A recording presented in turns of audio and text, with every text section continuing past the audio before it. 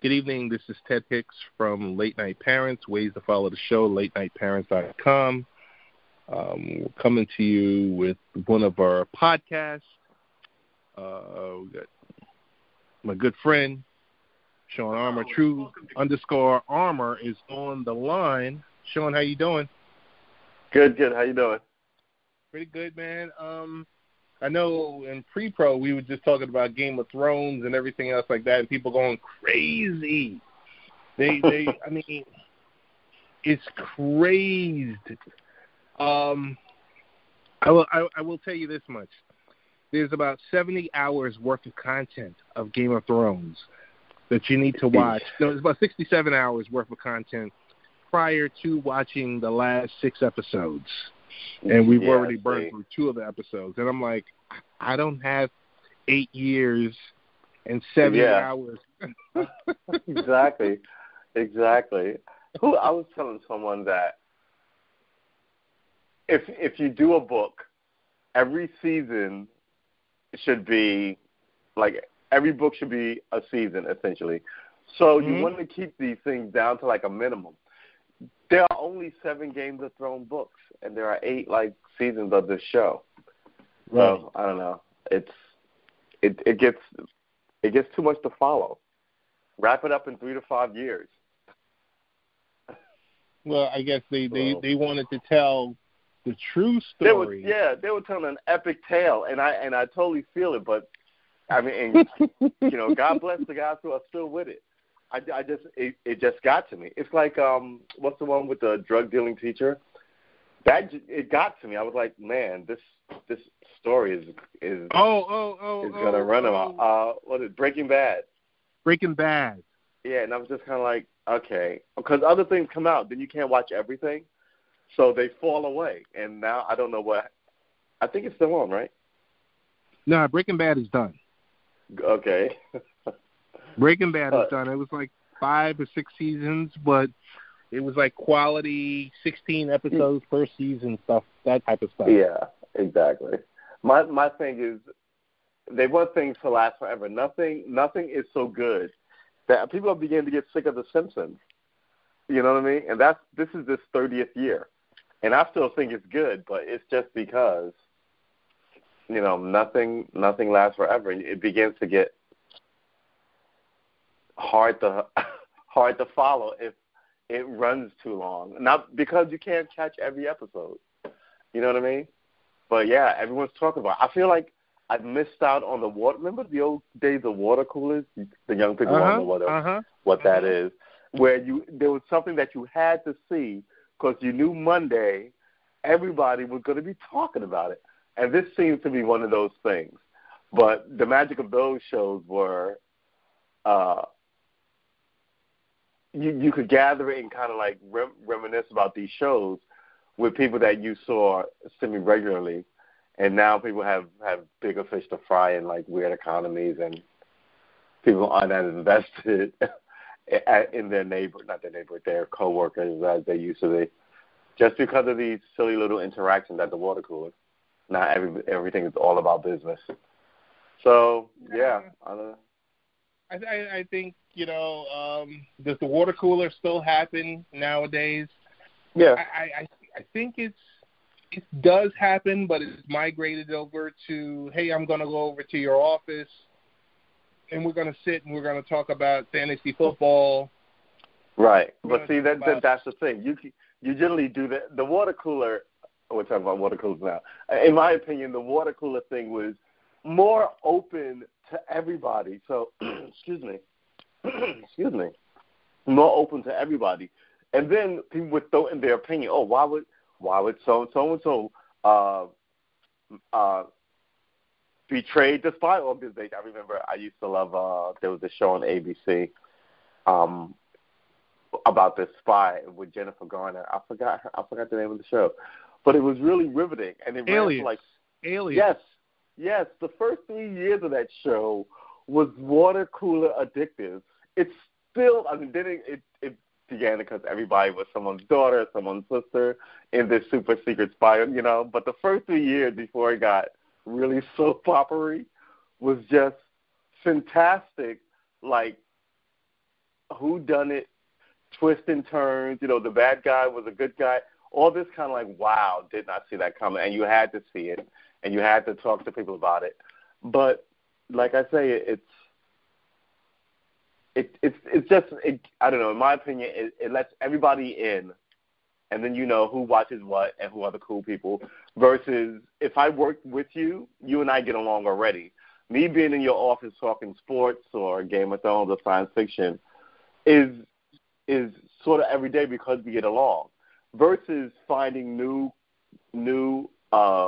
people in the office who, you know, and that's important. I really do believe that the energy in your, well, I know it's important. You know why? Because we talk about it in clubhouses, right? The energy in your clubhouse, in your baseball field. Now you traded this guy in, and he's sort of like a bad influence, or you traded for someone who's a good influence in the clubhouse.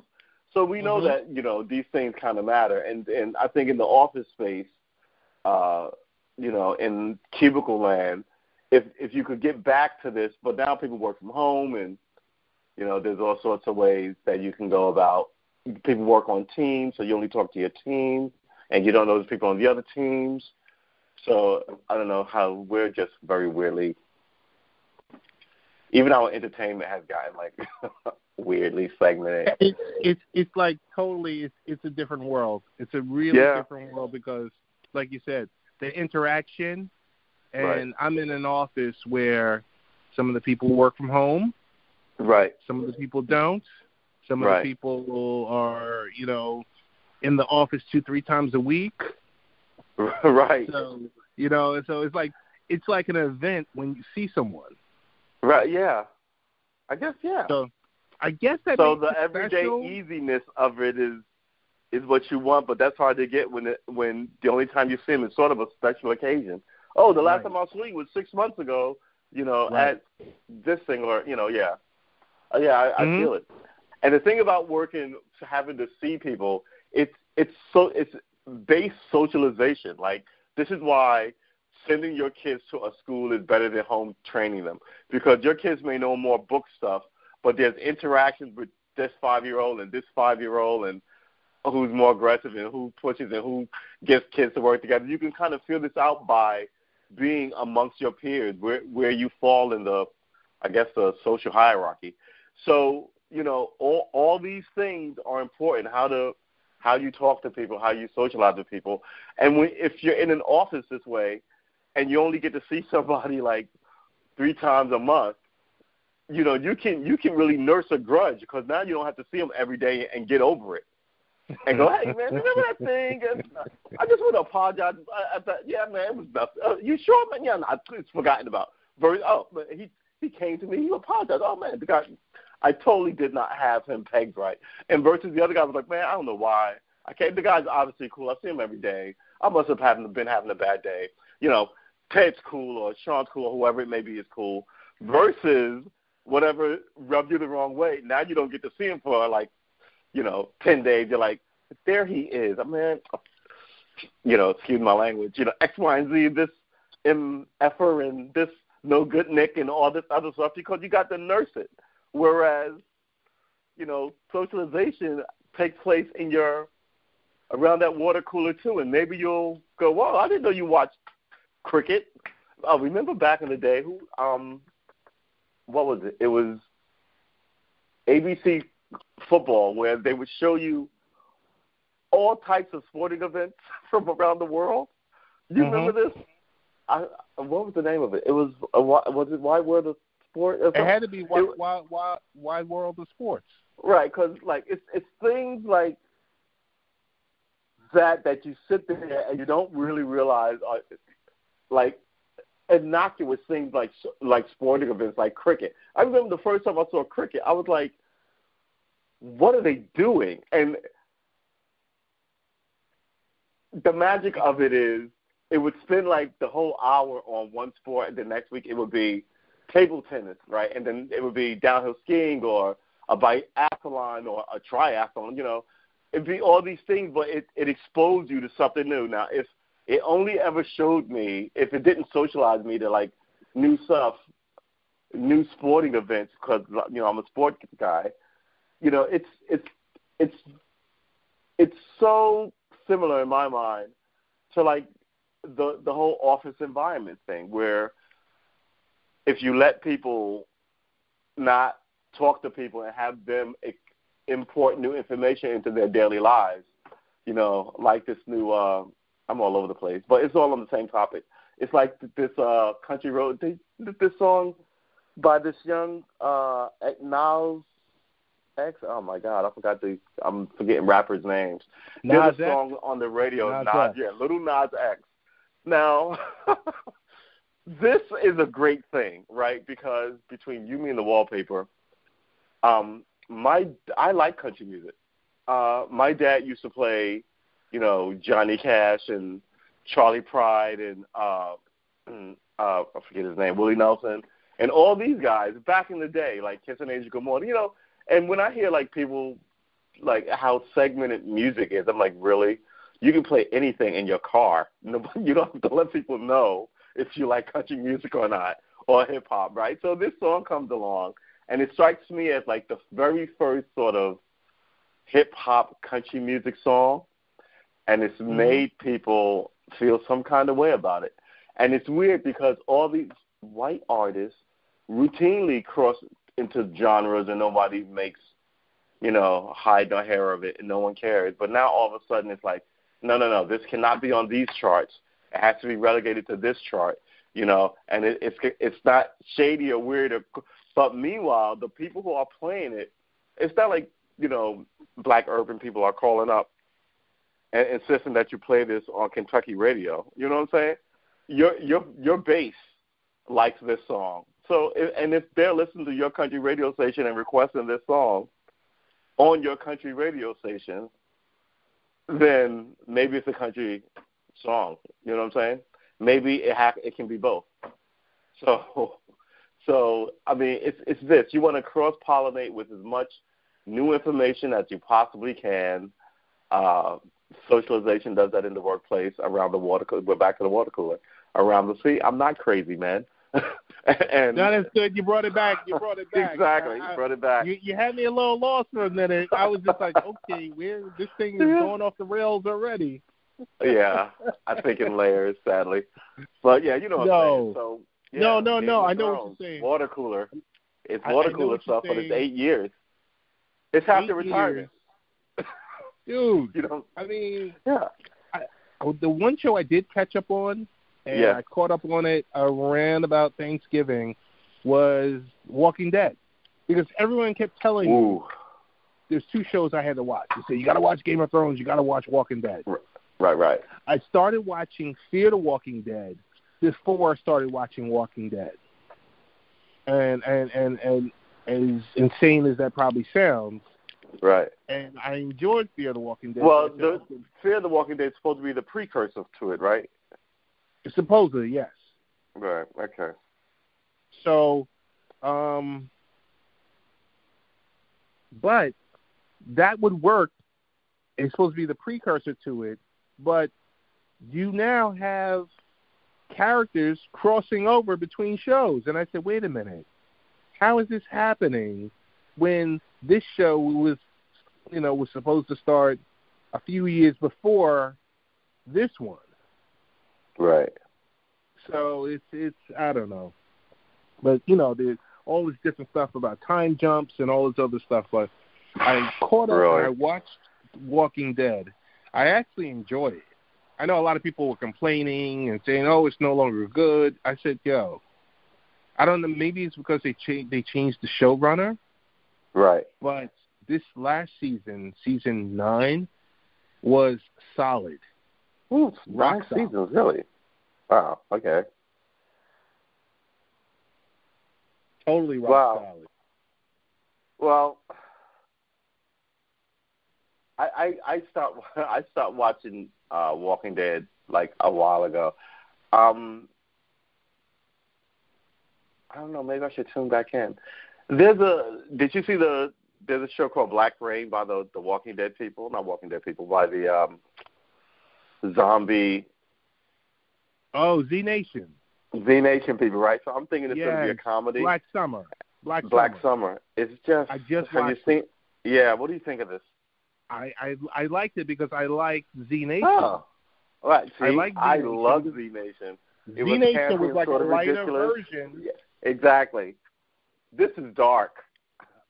This is thing really on Netflix is dark. So, yeah, I don't know how I feel about it. I thought I liked it. It was 8 episodes. It was easy. It was all the episodes. The last episode was 20 minutes long, which I thought was crazy. Right. I don't know how I feel about it. I thought that was pretty slick. And it's not grisly. You know, it's not like The Walking Dead where you'll see people like entrails get pulled up. You know what I'm saying? It's not like that at all. So no. I really liked it. I had heard that they were doing it, and I was shocked when it got released. I said, "Oh, these are the same guys. You know, this is Asylum, right? The same people that produced Z Nation, right? And which is just one of the best like zombie shows I think I've seen on television. I did not expect to get hooked on that show and to like it as much as I did. I know. Yeah, it was.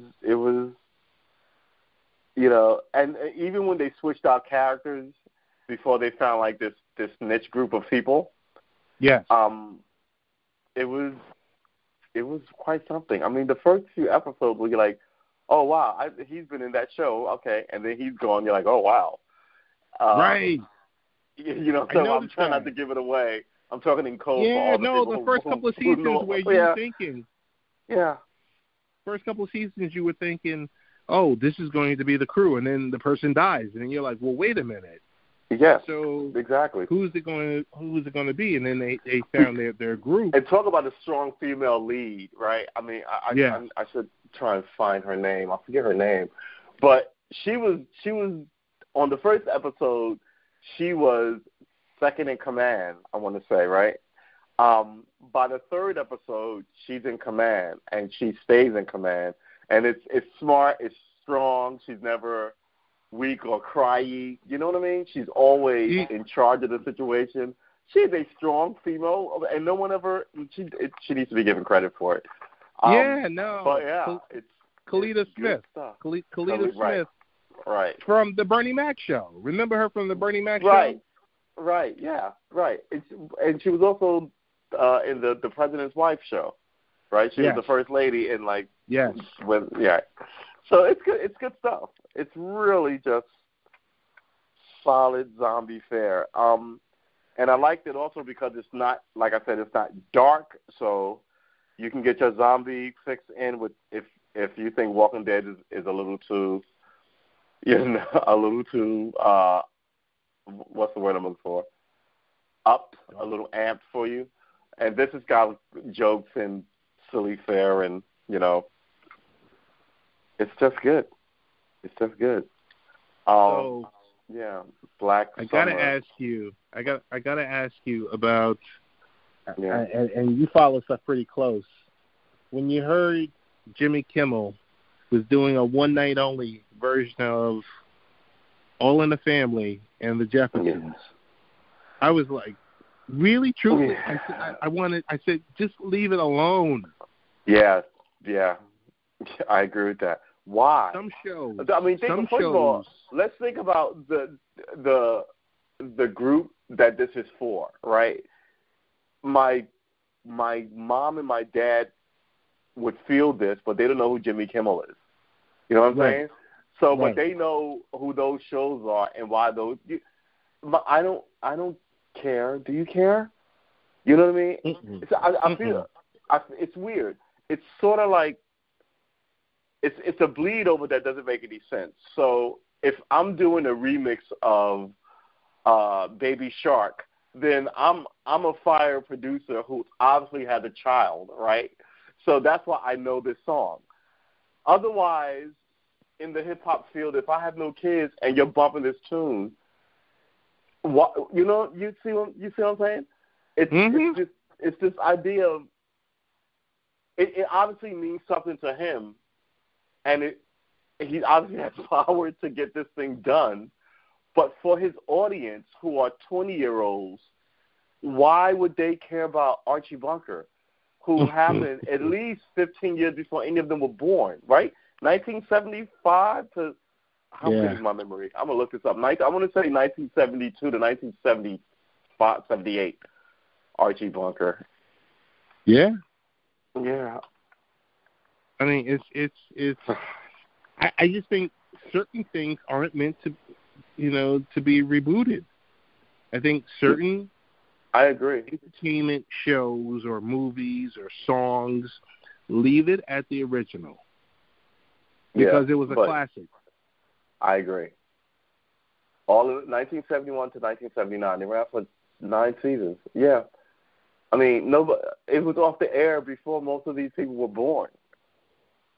How old is Jimmy Kimmel? I mean, he probably watched it with his dad, so maybe that's why he's got sweet feelings about it. But again, the people who watch his show won't know who this is. So I don't understand why. I don't really get it. What's your take on? It's like me doing Red Fox. Like, what was that show called? Sanford and Son. Sanford and Son. Nobody knows who that is, but I remember watching it with my dad. Right. Or someone else doing Chico and the Man, because they, I mean, and his son is an actor, and I'm sure his son's fans don't know who his dad is. Chico and the Man. He was in the Scooby-Doo movies. But wouldn't Freddie Prinze Jr. Right. But wouldn't you be really concerned because the climate has changed? Yeah. Some of this stuff don't play. Some of this stuff that you could say 35, 40 years ago, you can't say now. Agreed. And it's not edgy. I mean, I remember they had a show where there was an interracial couple, and it was, it's not edgy. People are like, oh, okay. It's just, maybe it's his, like I said, maybe it's his, what do they call it when actors get dreams? They let you do whatever you want because you're so popular. But, yeah, his project, his vanity project, I think they call it. But, I mean, I don't get it. I mean, if he was going to redo Star Trek that was on television, right? I get that. Those characters are still popular, right? That TV show, even though it was in the 60s, is still popular. Archie Bunker's not popular. It's not even popular in syndication. I just don't understand. I don't understand. I fully admit to not getting it. I hope someone can explain it. Maybe one of your listeners will go to your YouTube channel and explain it in the comments for me. But, yeah, I just don't understand. I try and understand so I'm not taken, like, as I walk this world, like, by some con or some highwayman jumping out the bush with some shaky, half-thought-out premise for me to buy into, So I'm like, oh, does this make sense? Does that make sense? Why would you do that? So you telling me this, I'm just like, I don't understand why you would do that. Because I think I pointed out several solid reasons why.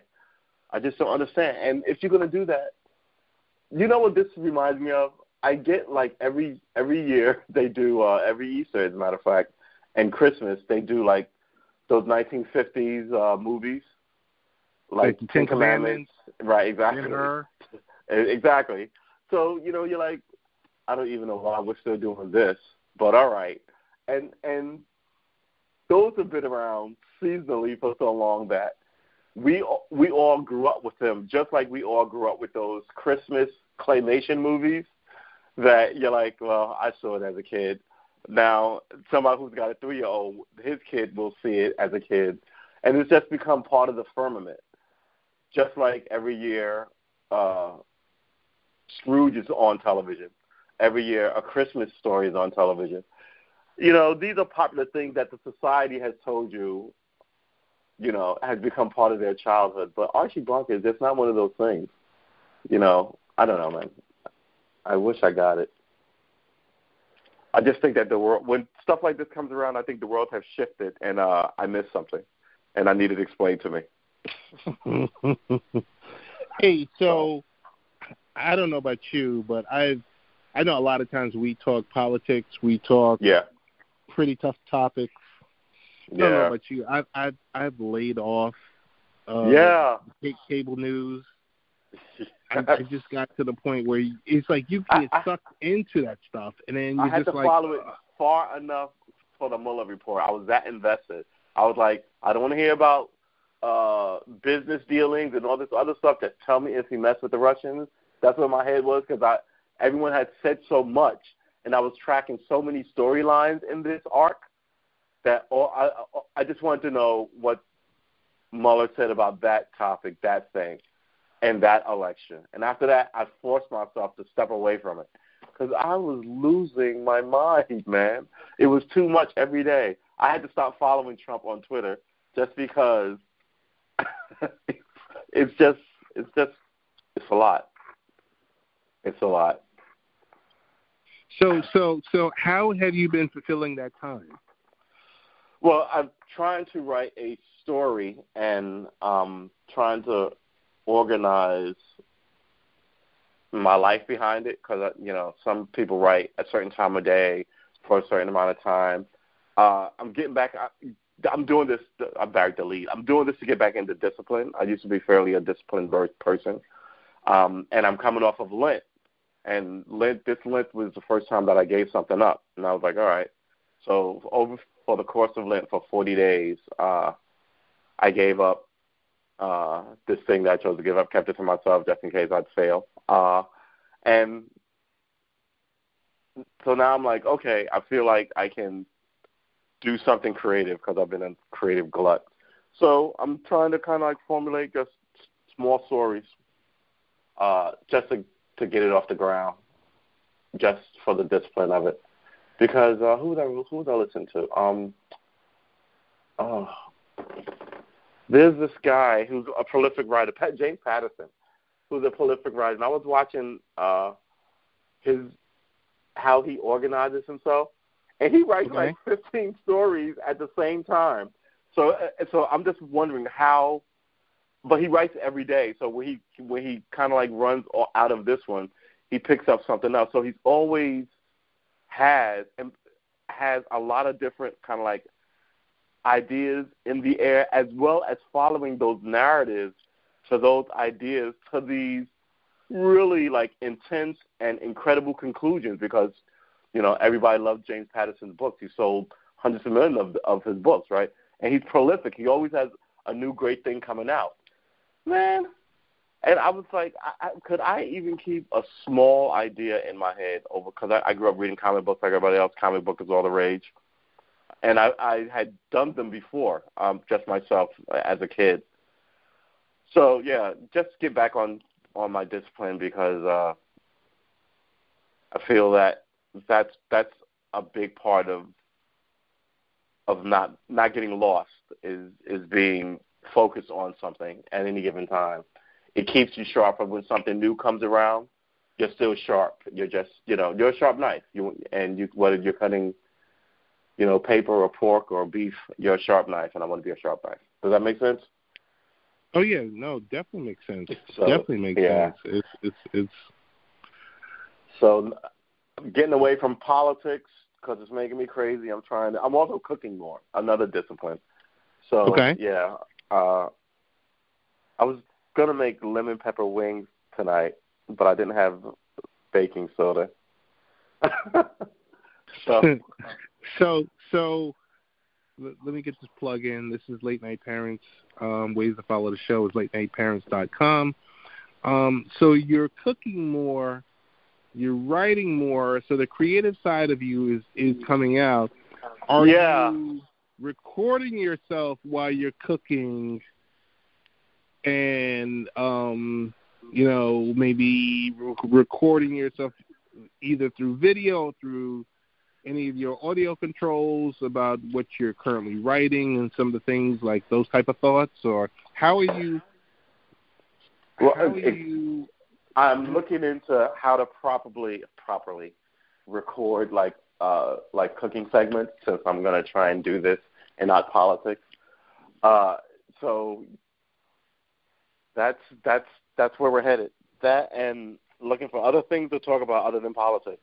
Because, well, we've had this conversation on my issues with politics. I can talk politics forever and make myself nuts, and I don't want to do that anymore. So the stuff on my YouTube channel is all politics, and I kind of don't want that to be the case by the end of the month. I just actually may put them behind the wall so nobody sees them and just start doing. I also do video games, so whatever I'm going to be doing, it won't be politics. It'll very rarely be politics. Like, I think the last thing I put up there was this people were talking about reparations, and it made me crazy because I was like, it's not going to happen. And I put reasons up there why, very logical reasons why I didn't believe it. But just that small thing just made me bananas, and it made me not want to do my little interaction with the world. And that's not how it should be. You know, you do this because you like it. And people who get into podcasting don't podcast things they don't like. They podcast if they're cooks or if they're comic book people, if they're, you know, clothing designers or makeup people. They don't entertain themselves with things that make them crazy. And, you know, it's got to be, like you said, it's just wise to step away from it and try and find your voice someplace else. So, yeah, like I said, doing all these things just to kind of shake loose what I will end up doing. But the cooking thing, I mean, you can use that forever, so that's definitely going to stay. But, no more politics. No more politics. Did the online trolls come into play with this? Because I know the trolls are everywhere. Like you say anything, and the trolls are out there. Yeah, they do. And the problem with it is, look, we're a nation of 350 million people, right? If you get half of a quarter of 1% who have an internet connection, who's a troll, that's still 200 million people. Not 200 million. That's why it's still like it's small and 20,000 to 200,000 people of the population with an internet connection with, you know, no avatar, with a name like, you know, Trump 2020 or, you know, Obama forever. And they're just going to say whatever mean things. And you don't even know if they're serious. I mean, it's hard to, like, look at some of these channels and then go look at the comment section, because you will lose all faith in humanity. You really will. And if someone goes, that's not true, you know, and then everyone looks at that person and will attack that comment like he's the weak, you know, link here. And, yeah, I don't know, man. The comments are hard. But you can't. But the whole thing about it is, I mean, you're smarter than that because you can't look at the comments. Yeah. You can't pay attention to that stuff. Because I wish it wasn't that way, though. I wish people would take on these losers in the comment section. And when I say that, I don't mean like the good-hearted commenters. I mean, it ceases to be a conversation when, you know, everybody wants to call you a social justice warrior if you think that, you know, some aspect of society is unfair, right? Or a man hater or whatever. And it's just name calling. You know, no one can point to a serious argument, this, that, or the other thing that makes this, that, or the other thing true. No one even bothers to do that. They just instantly start attacking you and being ridiculous in the comment section with no avatars and no real names, and that's the thing. So my rule is this: if I put stuff up, they're what? They're eggs. Yeah, well, they're like, I don't know, man. Like I'm flipped now that I looked up the thing. I'm flipping. I had a YouTube page. I'm flipping through names. the names aren't real. There are no every now and then you get an avatar. I use my face, but there are no avatars. It's just it allows cowards to creep around in the shadows and do these dark things. If your ABI is an egg, yeah, and you're telling me, hey, you suck, and you do this, and your mother is this, exactly. And then you go to their stop. YouTube page, and they don't have anything uploaded. They just have a million comments on other people's stuff. So you just kind of go, one of those. And you're not, you don't let it get to you. But at the end of the day, it's Chinese water torture. Where you can't perpetually be, taking the high ground. You eventually go, why am I even bothering with these people? Because whether it's day 100, 1,000, or 100,000, you will eventually be tired of the nonsense of these trolls, these internet trolls. So, but this is the society that we're making, these just ridiculous commenters. I don't know. In the old days, you would say something ridiculous, and someone would be able to call you on it on the spot, right? And you learned the lesson. Either, well, at least I did. Either they were right or I was wrong, but I was going to find out, right? I was going to get an encyclopedia, but I will let it go in the interim because I ran out of argument. But now, the argument need not apply. It's just you're a snowflake or you're a this or just mean comments, and they come out of nowhere.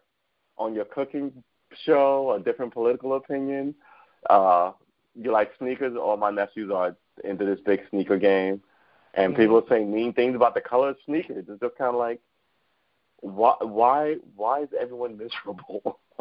So, and I think I was fearing a lot of being miserable with, the politics of the world. So now we do this, and we don't mess with the comments, like you said. But yeah, cooking and talking to people. I really want to talk to people, but not about politics. What can I talk about? Movie reviews? Well, I think about this much. Rachel Ray. I love her. Has a good thing.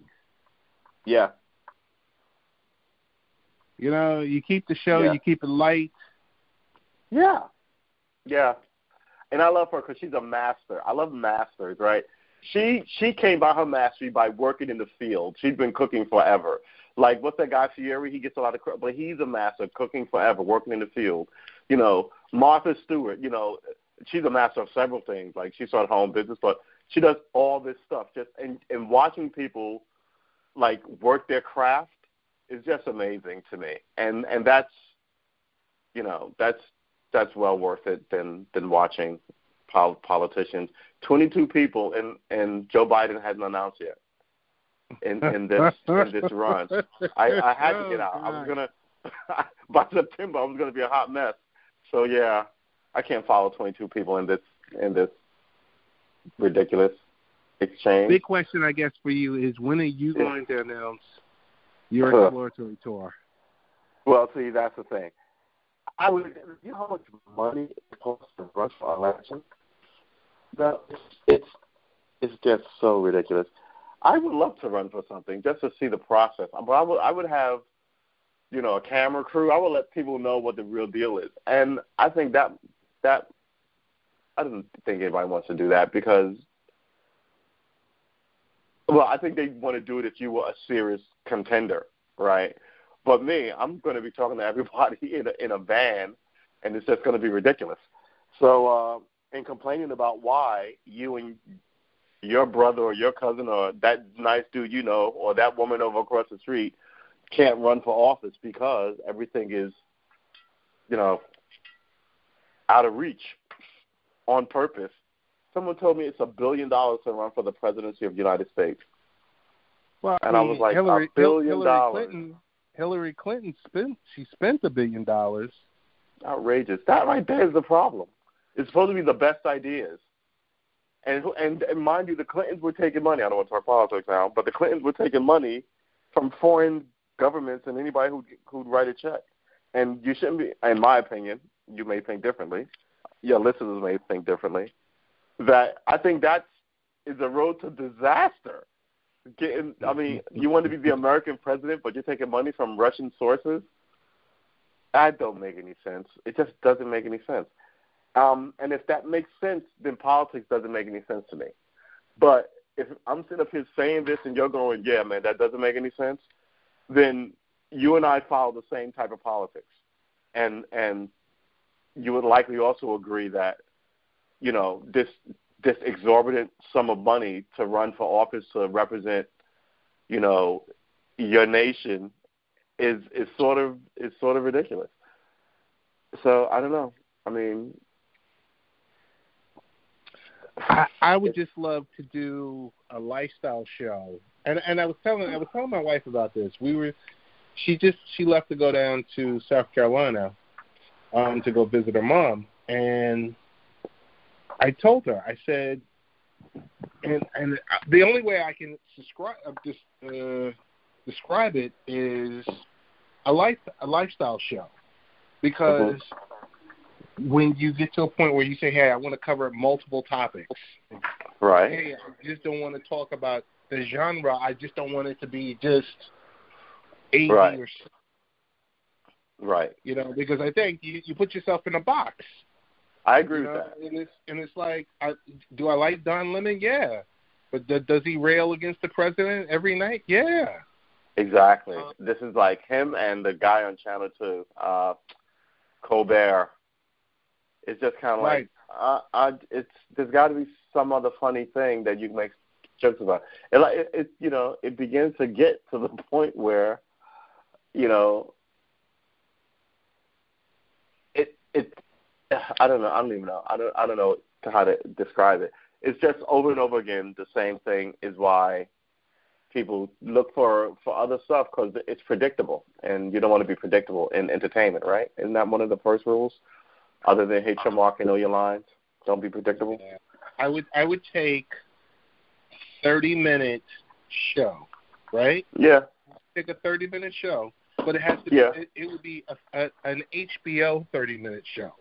Well, but it doesn't even have. Well, in my mind, it doesn't even have to be that, because remember, Jay Leno did this but he did other stuff too. He did political stuff, late night. You know what I mean? But he also did,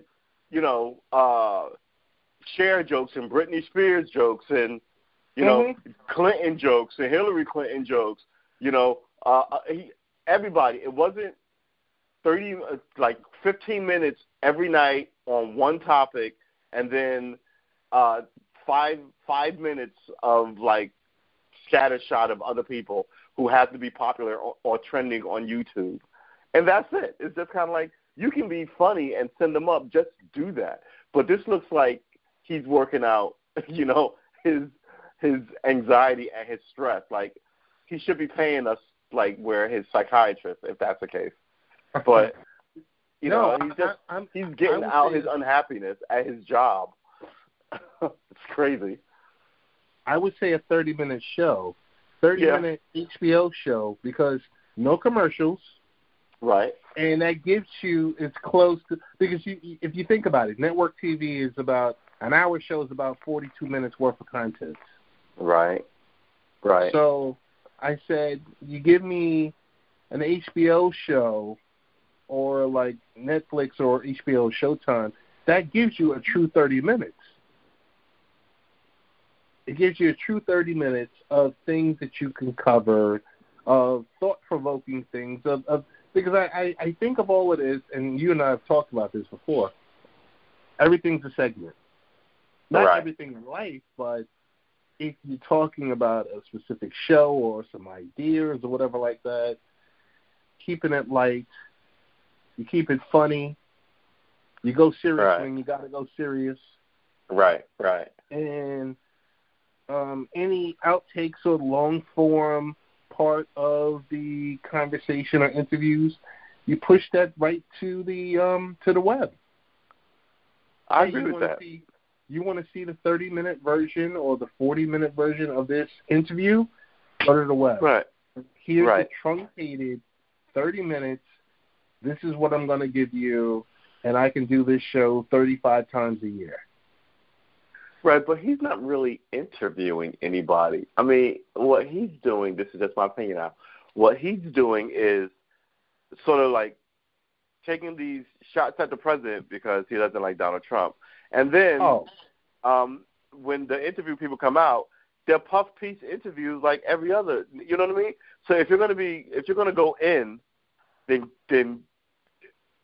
the people that you interview after you send up with the president, it should be a political show, should be serious political heavyweights, and you should be asking them serious questions. And that's not what happens. You know, he'll have Kevin Hart on after burning down the president, and then they'll talk about, you know, a Disney movie. It seems weird, and it seems like he can be mean, so they're letting him be mean because, you know, who's going to defend the president? What can the president do? He can't sue you. Can't have you taken off the air. This is America. So, but at the end of the day, as someone who likes good comedy and used to watch late night TV, I don't watch any of it anymore because none of them are interesting. I hate to say it, but Dave Letterman and Jay Leno were really good at that job. And now it seems all political or inane, you know? So, I don't know. No, I agree with you. I agree with you. I'm just saying, and I'm not even talking about Colbert because, you know, with Colbert, this is the best thing that ever happened to him. Yeah, because it's his dream. You know, if he's in character, he's not in character, or he's railing against the president, or he's calling him an SOB or whatever like that. That's neither here nor there.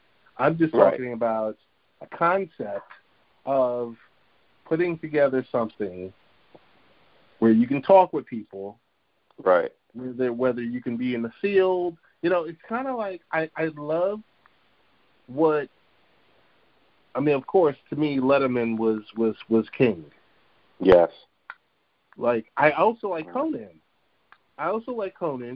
Yes, Conan is, but see, Conan is the last of that type of late night. Conan was on Johnny Carson. Leonard was on Johnny Carson. You know, all these they went to stand up. They wrote. I mean, Conan's comic resume is just beautiful, right? He wrote for Saturday Night Live. He wrote for The Simpsons.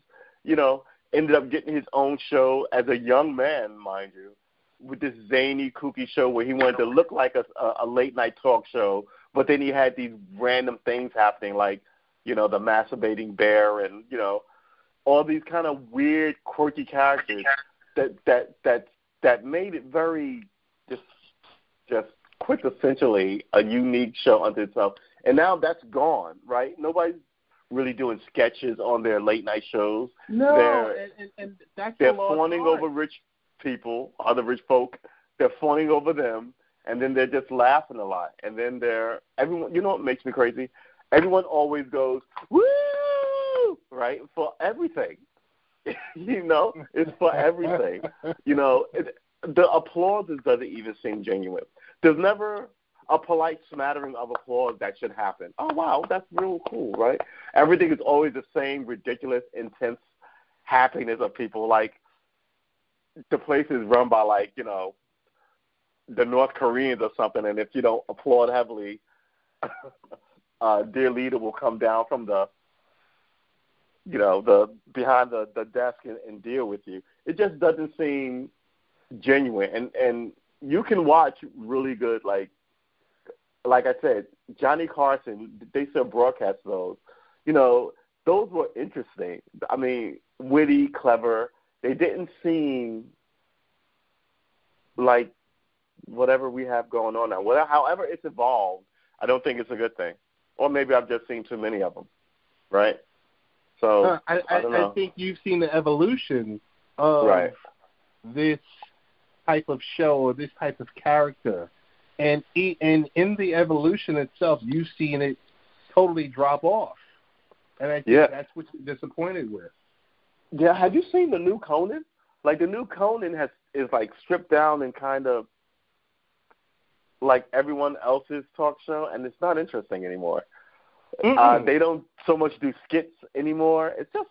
It looks like everybody else's late night show, except that he doesn't have a desk and he's not wearing a suit.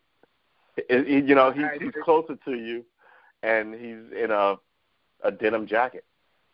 And I was like, I think they must have they probably cut his budget. Yeah, it was an hour 90 minutes, then it went to an hour. Now it's a half an hour. They cut his budget. I don't know. So I mean, you know how that goes. Yeah, but the guy's talented, so maybe with the extra time he'll work on films. I'd like to see what he does. He's gone from four days a week to once a week now. Really? Yeah, I think he's once a week, or he's eventually going to once a week. I think that's where I read it. I was just like, what? Ugh, wow. I guess was like, what is this? What is Hollywood's new plan? I mean, what is the new? What is popular in Hollywood now? I mean, are late night shows still popular? Do they still draw a crowd? Are they still viable? What's good? You know what's good? Totally. What? It's a sports show, and I would just tell you, watch it once. And it's ESPN. Scott Van Pelt. He does the 12 a.m. show. And so he does the 12 a.m. Sports Center, but he does it like how he used to do his radio show. He used to do a 3-hour-a-day radio show. He basically took all the segments from the radio show, and it's compounded into a 1-hour Sports Center. But it's with his skits. And I'm like, it's light. He talks to people. He does a few highlights. And I'm like, you know what? This is fun because I don't want to hear about President Trump and whatever the latest scandal is. Right. See, that's that. What's the name of the show? It's called SVP, or just do a search on SVP. Like before, it's a news show. All right, I'll look for right. No. It's a 12 a.m. show. 12 a.m. show. Oh my God! All right. Yes, it's 12 a.m. and it's so good because it's just like this is what I'm looking for. Right. It's one of those type of things. And I'm just saying, I think that space is available out there. There's a space out there for you to do cooking or to do whatever various segments that you want to do. I think that space exists because everything else is cookie cutter now. Yeah. I think I'm going to jump in both feet. I was talking to a buddy of mine who is also thinking about jumping in. He does painting and rap music and graffiti. He's very eclectic. And we were talking about our issue is we're sort of private people. Like painting is not something that you do like in a crowd, just like you by yourself in a room. So it's part of this whole thing is you have to be a little more open to people. And that is essentially what you're doing when you give somebody your opinion. You're opening yourself up. So where, it's showing the creative side of you is easier. I mean, it's harder than me telling you what I think about someone else's doings. And that doing is generally a political opinion, right? So yeah, I'm gonna have to step my game up and stop being afraid to. You just got to get in there and do it. That's it. Yeah, get in there. You got to get in there and do it. And I'm telling you, believe it or not, more people will watch and or listen than you would even probably realize. Yeah, no, I get that. It's funny because usually what I'm telling people is that they can. I'm like, oh man, you can do that. But now, I'm slow on the whole thing because I got distracted, super into politics, and I shouldn't have been. But, politics will. But at least for me, I love following it, but it makes you intense in a way that takes me away from creativity. And since I'm all about creativity, it sort of makes me less me, you know what I mean? So even though I love it, I should stay away from it. So yeah, I guess I now have to find another obsessive passion to follow, because it can be, man. I'm telling you.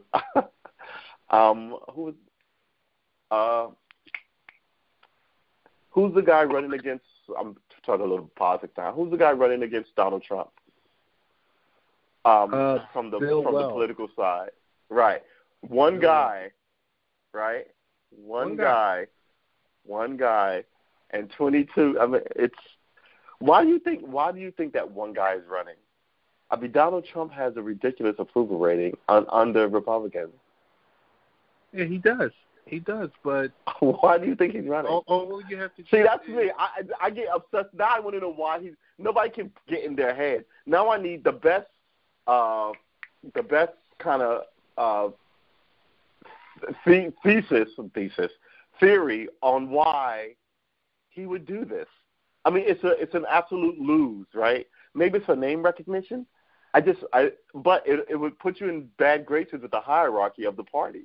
So this is me in my political head. I still want to know why he's doing it.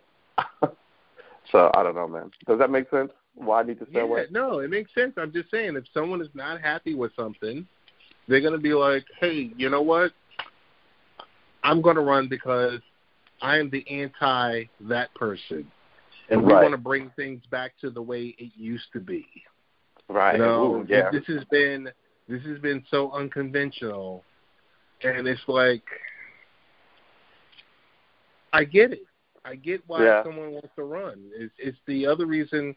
It's the same reason why 22 people are running on the other side. And I'm like, okay, this is beyond silly, because at what point it's kind of like when the mergers and acquisitions started with the banks and with the colleges and institutions, and with soon to be with the streaming services. Like, you got like 20 different streaming services out there now.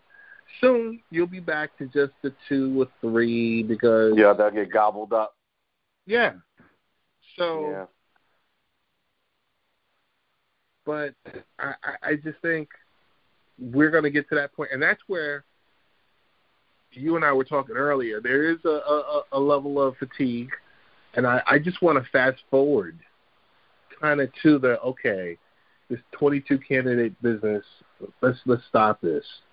Let's go down to your main 4 or 5 people, and then let them duel it out.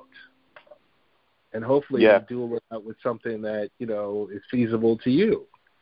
Well, the Ukraine just had an election, and they had a giant bunch of people, right? And I know when I do Ukraine, I don't want people flipping out on you. But what the people who got the 2 most, essentially, in their primary, got to run for president. And a guy who was a TV star, just like Donald Trump, who played a teacher who runs for president and wins in his television show, was the actor who ran for president and just won. He's the president-elect of their country now. But their version of I want to say Barack Obama, maybe, but maybe not. But she was young and fantastic, and she was the rising star. But she had been around for like 20 years. She came up through like their revolution. They expected her to one day be president, and they thought this was going to be it for her. And he's getting, for every 5 votes, he's taken 3 of them, which is crazy. Right. And he just beat the incumbent president. He's the new president-elect, and he beat him 3-1. That's 75% of the country wants this guy to be. So it's that kind of just kind of, I guess, madness that's out here. I don't know. Yeah, it's some crazy stuff. It's some crazy stuff, and like I said, I know this stuff is eventually going to shake out, and I think what we're seeing now, what we're going to see the latter part of the summer are going to be two different things. Yeah, I think a lot of people, 22 people are not going to raise $1 billion to run for president in America. So I'm beginning to see a lot of these people fall away by, I wouldn't say July at the earliest, but I'm really want to go around September, because September is about a year out from when this thing has to be done, and people will know who's serious. And some people shine early. I keep calling them Booty Gig. Buttigieg, is that it? Buttigieg? Mm-hmm. Mm-hmm. I think he's shining like a star in a field where no one's actually doing anything. So he's talking to everybody, which makes sense. He's a mayor. Everyone else is a senator, or they're higher up the political food chain. But he's getting a lot of energy now when no one else is really doing anything but being polite and raising money, right? They're not really saying anything serious. I'm about to say Biden. Sanders is telling you the same thing he told you the last time he ran, right? He's got a platform out there, essentially, wholly unchanged, and the Democrats have essentially adopted his platform. But all the other people who got in, Kamala Harris and what's his name from Cory Booker, they're not really saying anything. They're raising money. They know that the time to start losing your mind on an issue where it gets dangerous is easily around September, and I would even say past September, around January, after the holidays. But right now, they have an opinion on the ground ball stuff, police shootings, and bad bankers, and they're collecting revenue because they're going to need a ton of it to run for president. So yeah, I don't see how I'm wrong on that one, but we'll see what happens. But I actually, they'll see what happens. I won't be following this until we get to the final 5 guys or gals, because oof. Hey, the one topic I do want to touch with this, the one topic I do want to touch with this was, I think it was last week or the week before, there was a Senate vote, and it went in the favor of the GOP because they have the numbers. But it was a vote that Senator Harris missed because I think she was out there campaigning. And I'm sitting here saying, okay, how do you weigh, where's the balance of you're out there, you're hustling, you're trying to get money, right, at the same time when you should be doing your job? Right. Well, they all do this, and I think they all say that it depends on the seriousness of the vote, right? If the vote is not in jeopardy of them losing it because it's controlled by your party, then you don't need to be there. However, if it's not controlled by your party and you know that you're going to lose it anyway and you're the opposition, you don't need to be there. You know what I mean? But so if it's 50-50 and 25, if it's 50-50 and 23 of them are going to show up and 2 are going to go campaigning, but you can get all 25 of your guys there, then whoever was going to go campaigning can't. You know what I mean? So it becomes this. So, but those numbers are so skewed that you can't make up those numbers, so she doesn't have to be there. Or you're going to lose the vote so badly you don't have to be there. You might as well go campaign. That place is really it's bonkers.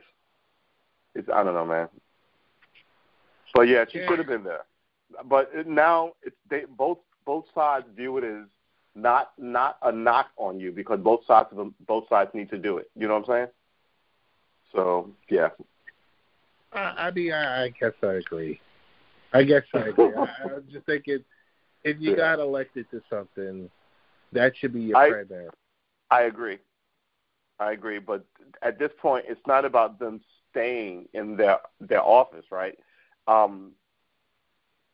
If she was running for re-election and it was tight and the ring was, she misses 80% of votes, she'd be there. But her next election, if she loses the presidential election, isn't for another 6 years, right?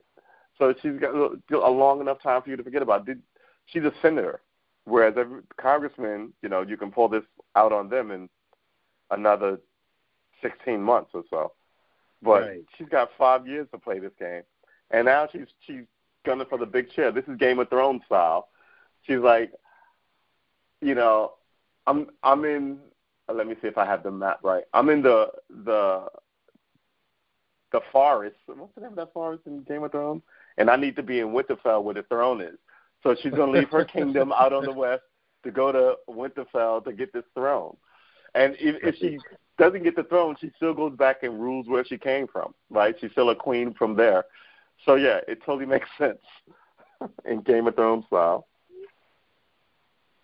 I think the final topic I want to cover with you is